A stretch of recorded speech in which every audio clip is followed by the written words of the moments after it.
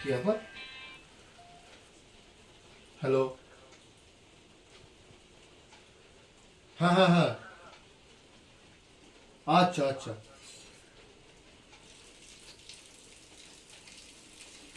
আচ্ছা, আমি 10-20 মিনিটের মধ্যে 10টা, হ্যাঁ 10-20 মিনিটের মধ্যে আমি করে দিচ্ছি।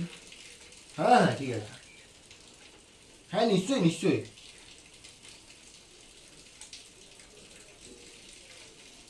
আচ্ছা আচ্ছা ঠিক আছে, ঠিক আছে ঠিক আছে।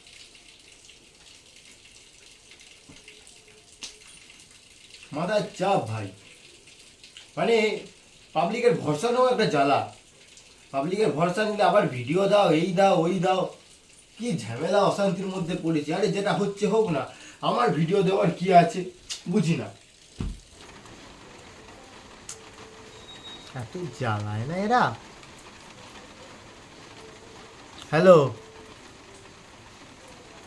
হ্যাঁ বললাম তো ভিডিও বানিয়ে দিচ্ছি, একটু সময় লাগে না নাকি?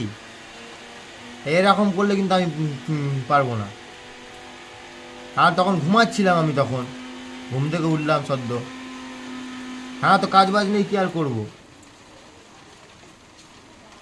আচ্ছা, হ্যাঁ আমার একটু সময় লাগবে, একটু মেকআপ ফেকআপ করবো। মেকআপ ফেকআপ করে নিই, মেকআপ ফেকআপ করে লাইভে আসতে হবে না, একটু গ্ল্যামার দেখাতে হবে। হ্যাঁ হ্যাঁ বুঝতে পেরেছি। না না, ওসব পারবো না, আমি শাক ফা বাজাতে পারবো না, ওসব ভিডিও আমার দ্বারা হবে না। ঠিক আছে, আমি ইমোশনাল ভালো হতে পারি, আমি ইমোশনালি হয়ে মানুষকে ইমপ্রেস করার দায়িত্ব আমার, মানুষকে ইমপ্রেস আমি করে নেবো। ইমোশনাল হয়ে আমি ভিডিও বানাবো, এই শাক ফাঁক বাজানোর দায়িত্ব আমাকে দিও না প্লিজ। হ্যাঁ হ্যাঁ আমি বুঝে নেবো, ঠিক আছে। হ্যাঁ হ্যাঁ ঠিক আছে। কি বলে শাঁখ বাজাও? হ্যাঁ, আমি যা বানিয়ে দেবো তাই অনেক।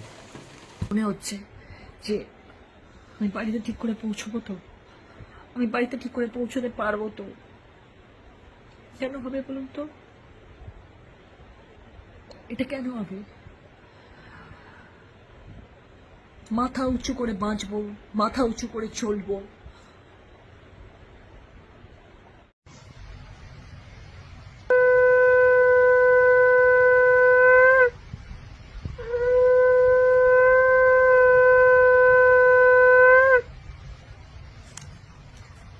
তিলোত্তমার পূর্ণ বিচার চাই।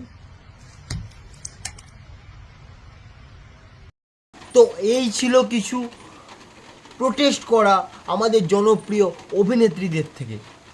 দেখো এই ইন্ট্রো শ্যুট করবো না, কিন্তু এই ভিডিওর শুরুতে আমি একটা কথা বলে দেবো, আজকের ভিডিওতে অনেকের পোট ফাটবে। তো ভাই, যদি তোমাদের পোট ফাটে, আমার হাত করে রিকোয়েস্ট, আমার কিচ্ছু করার নেই। যুগ বদলায়, কাল বদলায়, ঋতু বদলায়, কিন্তু কিছু মানুষ আছে যারা কোনোদিনও বদলায় না। আর বদলাবে বাই কী করে? যারা ছোট থেকে খেটে খেয়ে শিখে এসেছে তারা খেটে খেয়েই খাবে, আর যারা ছোট থেকে চাটতে শিখেছে তারা চাটবেই। এটা কেন হবে? কি চাটার কথা বলছি? আশা করছি যারা ভিডিওটা দেখছো তারা বুঝতে পেরেছো। যে দোষ করেছে, চোখের সামনে দোষী জানার পরও তাকে যখন তুমি দোষী বলার ক্ষমতা তোমার মধ্যে নেই, তখন তোমার নিজেকে মানুষ বলার ক্ষমতাটুকু না থাকাই উচিত। এটা কেন হবে? একটা মানুষ হয় কি করে? মনুষ্যত্ব, বিবেক, মানসিকতা, কিন্তু এদের মধ্যে তো কিছু নেই। না না, মানে মানুষজন, কিছু মানুষজন কতটা নির্লজ্জ হলে যে দোষ করেছে বা যারা দোষী তাদের সাথ দিতে পারে। তো এই থেকে একটা গল্প আমার মাথায় এসছে, গল্পটা ডিরেক্টলি না ইনডাইরেক্টলি, তো তোমাদেরকে গল্পটা একটু শোনায়। একদা এক সময় এক গ্রামে এক দুধওয়ালা থাকতো। সে পুরো গ্রামে দুধ দিত, তার কাছে 3টে গরু ছিল। ভালো কথা, ক্রমে গ্রামের সংখ্যার লোক বাড়তে থাকে, কিন্তু তার কাছে সেই 3টেই গরু, সে তো দুধ বাড়াতে পারছে না। তখন সে দুধের জল মেশাতে শুরু করলো, জল মিশিয়ে দুধ দিতে শুরু করলো। মানুষ 2-4 দিন খেলো, তারপর বুঝতে পারলো যে না, দুধ তো পাতলা লাগে, দুধে ভেজাল আছে। যখনই তাকে বলতে গেল, তখনই সে দুধটাকে ঘন করে দিল। তাতে কি হলো? মানুষ চুপ করে। কিন্তু সে তো বুঝতে পারছে যে না, আমার দুধ শর্ট যাচ্ছে, সে দুধে আবার জল মেশানো শুরু করলো। কিন্তু তার মধ্যে একটা টুইস্ট হলো, সে শহর থেকে কেমিক্যাল এনে দুধের মধ্যে অ্যাড করা শুরু করলো, যেই কেমিক্যালের কারণে দুধ ঘন হলো, দুধ গাঢ় হলো, দুধে জলও মিশল, কিন্তু কেউ বুঝতে পারল না। সেই দুধ খাওয়া শুরু হলো। প্রথমে একজনের শরীর খারাপ হলো, মানুষের মনে হলো যে না, এর মধ্যে দুধওয়ালার কোনো ভেজাল আছে। কিন্তু কিছুদিনের মধ্যে সেই শরীর খারাপ যার হয়েছিল তার ঠিক হয়ে গেল, মানুষ সব ভুলে গেল। কিছুদিন পর আবার একজনের হলো, তখন সেই শরীর খারাপের পর, বলেন একটা রোগ ধীরে ধীরে হতে হতে সেটাকে ঠিক করা যায় না, সেই শরীর খারাপের পর যার হয়েছিল, সে বাচ্চার হয়েছিল, সে মারা গেল। তখন মানুষ দুধওয়ালার কাছে গেল, প্রোটেস্ট করতে গেল যে তোমার দুধে ভেজাল আছে, এই আছে ওই আছে। তখন দুধওয়ালা দুধের কোয়ান্টিটি বাড়িয়ে দিল, দুধের দাম কমিয়ে দিল। মানুষ চুপ, চলে গেল। কিছুদিন পর আবার একজনের হলো, আবার সবাই বিরোধ করলো, আবার সবাই যখন গেল, আবার দুধের কোয়ান্টিটি বাড়লো, দুধের দাম কমলো, সবাই চুপ। ঠিক তার কিছুদিন পরই যখন আবার একজনের শরীর খারাপ হলো, যখন আবার মানুষ প্রোটেস্ট করতে শুরু করলো, মানে একদম একটা শেষ দেখেই সারবে, তখন দুধওয়ালা নিজেই প্রোটেস্ট করতে শুরু করলো যে হ্যাঁ, কিছুতে তো ভেজাল আছে।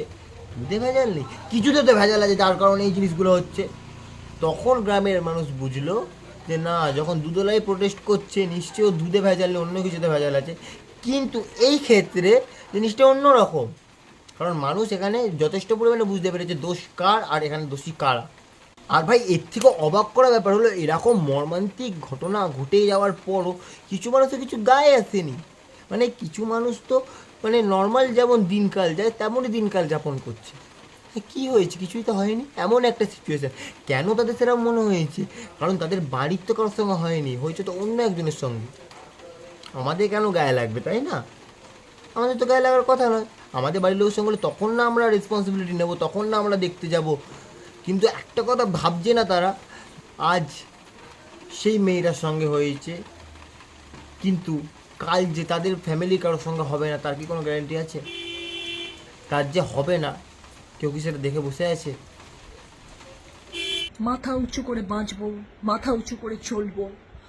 ভাই, কিছুক্ষণ আগে তো দেখলাম যে সিবিআই ওই প্রিন্সিপালকে ধরেছে। এবার কথাতেই আছে যে কান টানলেই মাথা আসে, কানটাকে যখন ধরেছে জোরে হ্যাচকা মারু, মাথা হাতেই চলে আসবে। আর এখানে কিছু পাবলিক এতটাই পাগল, মাথা খুলে হাতে চলে আসার পরও তখনও তারা বলে যাবে না না, উনি ঠিক, উনি ঠিক। একজন মানুষ যার উপরে পুরো রাজ্যের ভার আছে, সে নাকি একটা মেয়ের জীবনের দাম ঠিক করলো 10 লক্ষ টাকা। তিলোত্তমার পূর্ণ বিচার চাই। তোমরা একটু ভেবে দেখো, শুধু কি সেই মেয়েটার জন্য এই দামটা নির্ধারিত হলো? পশ্চিমবঙ্গে যত মেয়ে আছে, যত মহিলা আছে, সবারই এই দামটাই নির্ধারিত হলো যে 10 লক্ষ টাকা। যদি কারোর সঙ্গে অশ্লীল ব্যবহার, অশ্লীলতা হয়ে তার মৃত্যু ঘটে, তার দাম নির্ণয় হলো 10 লক্ষ টাকা। আমি বাড়িতে কি করে পৌঁছতে পারবো তো? তবুও এদের বিবেক জাগে না, তবুও এদের বিবেকে আঁচড় লাগে না, তবুও এরা ওনাকে সাপোর্ট করবে। আর একদিকে একজন ভগবান তুল্য মানুষ অরিজিৎ সিং, যাকে মানুষ যতবার দেখে ততবার তার ভক্ত হয়ে যায়। আর এদিকে কিছু মহান মানুষজন ফ্রেমের জন্য বারবার ক্যামেরার সামনে আসছে আর নিজেদেরকে মহান প্রমাণ করার চেষ্টা করছে। একটা ডাক্তারকে, একটা মেয়েকে এতটা নৃশংসভাবে হত্যা করা হলো যে তার এই মৃতদেহটা দেখলেই মানুষের আত্মা কেঁপে উঠবে। আর এদের মানসিকতা নড়ে না। আর ভাই, যেটা না বললেই নয়, এখন কিছু ঢ্যামনা ছেলেরাও দেখি সোশ্যাল মিডিয়াতে নিজেকে ভদ্র প্রমাণ করতে লেগেছে। মানে এইটাকে একটা ট্রেন্ড ভেবে মানুষ ফলো করছে। আরে ভাই, এটা ট্রেন্ড নয়, এইটা একজনের সঙ্গে ঘটে গেছে। কাল আজ অন্য একজনের সঙ্গে ঘটেছে, কাল তোমার বাড়ির লোকের সঙ্গে ঘটতে পারে। এই জন্য মানুষ প্রতিবাদ করছে যাতে এইটা বন্ধ হয়, আর এটার একটা বিচার চাই। আর এইটাকে কিছু ছেলে ট্রেন্ড ভেবে ফলো করছে। যারা নিজেরাই ঢ্যামনা, যারা নিজেরাই নোংরামি করে, নিজেরাই মেয়েদেরকে ডিসরেসপেক্ট করে, নিজেরাই মেয়েদেরকে সম্মান করে না, তারাও এটাকে ট্রেন্ড হিসেবে ফলো করে যাচ্ছে। লজ্জা করে না তোদের?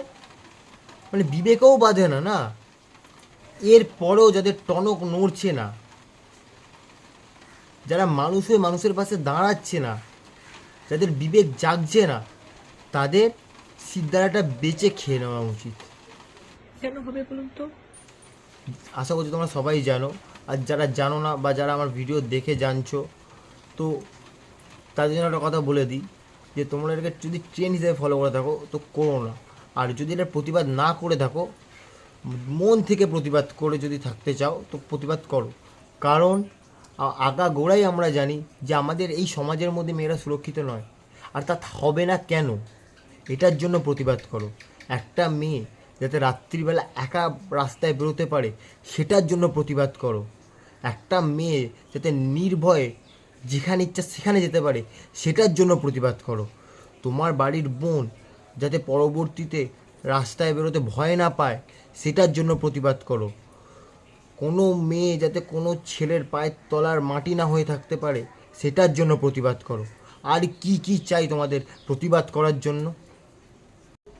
এটা তো প্রথমবার নয়, এর আগেও এরম ঘটনা ঘটেছে। মানুষ প্রতিবাদ করেছে, প্রতিবাদে ফল পায়নি, মানুষ ভুলে গেছে। কিন্তু কেঁদেছে কারা? সেই মেয়েটা যার বাড়িতে এটা হয়েছে, তার ফ্যামিলি, তার বাড়ির লোক, তার মা বাবা। আজ অন্য কারোর সঙ্গে হয়েছে বলে কিছু মানুষ এটাকে অগ্রাহ্য করছে, কিছু মানুষ এটাকে তাচ্ছিল্য করছে, কিছু মানুষ এটাকে পরোয়া করছে না। কিন্তু এটা ভুলে যাচ্ছে যারা একবার করে সাহস পেয়ে যায় তারা বারবার করার সাহসটা নিশ্চয়ই রাখবে। তো মানুষের কাছে এটাই আবেদন, মানুষের কাছে এটাই আবেদন যে প্রতিবাদ যেন চলতে থাকে। খালি একটাই আশায় যাতে যে বা যারা এর পিছনে আছে, সে যেই হোক, যেই, তার শাস্তি। আর এই শাস্তি দেবে কারা? জনগণ। জনগণই বিচার করবে কে ঠিক কে ভুল। ভোটের সময় জনগণই ঠিক করে কে দাঁড়াবে, কে নিচে পড়বে, কে ওপরে যাবে, সব জনগণের হাতে। আর এইটাও জনগণের হাতেই। আমি আগাগোড়ে একটা জিনিস দেখেছি যে এটা তো প্রথমবার নয়, আগেও এরকম ঘটনা ঘটেছে। মানুষ মিছিল বলতে মোমবাতি মিছিল করে। কেন? এত শান্তিপূর্ণ হয় আর লাভ নেই। যে যেমন তার সঙ্গে তেমন ব্যবহারটাই ঠিক রিটার্নে করা উচিত। এইসব ক্ষেত্রে বা এদের সামনে গান্ধীবাদী হয়ে লাভ নেই ভাই, যে এক গালে চড় মারলে আর এক গাল বাড়িয়ে দেবো না। এক গালে চড় মারলে 4টে চড় মেরে ওখানে শুইয়ে দাও। আর যে মেয়েরা রাস্তার মধ্যে নিজেকে সুরক্ষিত বলে না, আরে তোমরা সুরক্ষিত নয় কেন? তোমরা নিজেরা ভেবে দেখেছো তোমরা সুরক্ষিত নয় কেন? তোমরা নিজেদেরকে নিজেরা সুরক্ষিত ভাবো না তাই।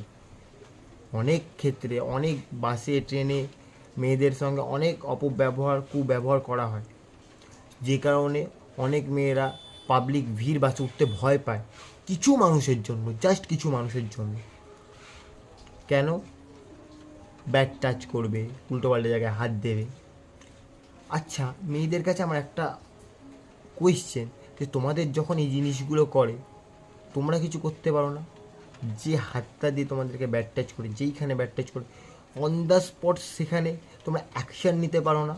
বাড়িতে এসে মাকে বলা, পুলিশ স্টেশনে গিয়ে পুলিশকে বলা, কেন? তোমরা প্রতিবাদ করো। আরে পুরো বাসের মধ্যে যে জিনিসটা ঘটে, বাসের মধ্যে একজন হলো প্রতিবাদী থাকবে, একজন হলো আমার মতন থাকবে, তোমার মতন থাকবে, যারা ভিডিও দেখছো তারা তোমার পাশে এসে দাঁড়াবে। পাশে এসে দাঁড়িয়ে যে বা যারা এই জিনিসপত্রগুলো করছে, আমাদের সমাজের মধ্যে এরকম নোংরামো জিনিসগুলো করছে, তাদের গলায় পা দিয়ে ওখানে মেরে দেবে। তো ঘটনা ঘটার পর অপেক্ষা করো না, সঙ্গে সঙ্গে অ্যাকশান নাও, অন দ্য স্পট অ্যাকশান নাও। এটাই আমার বলার। ভাই ভিডিও এতটাই থাকবে। ভিডিওতে শেষ করার আগে আমি একটা কথাই বলবো, প্রতিবাদ থামিও না ভাই, প্রতিবাদটাকে থামিও না। যে প্রতিবাদটা চলতে যাচ্ছে সেটা চলুক। যে স্লোগানটা উঠছে, উই নিড জাস্টিস, এই স্লোগানটা উঠতে থাকুক। আমাদের প্রতিবাদ চাই, সে যেভাবেই হোক। যে বা যারা দোষী তাদের শাস্তি আমাদের চাই। ভিডিও এতটাই থাকবে। আবার যদি কোনো কিছু বলার থাকে, কোনো কিছু বলার মতন হয়, নিশ্চয়ই আমি আবার আসবো ভিডিওতে।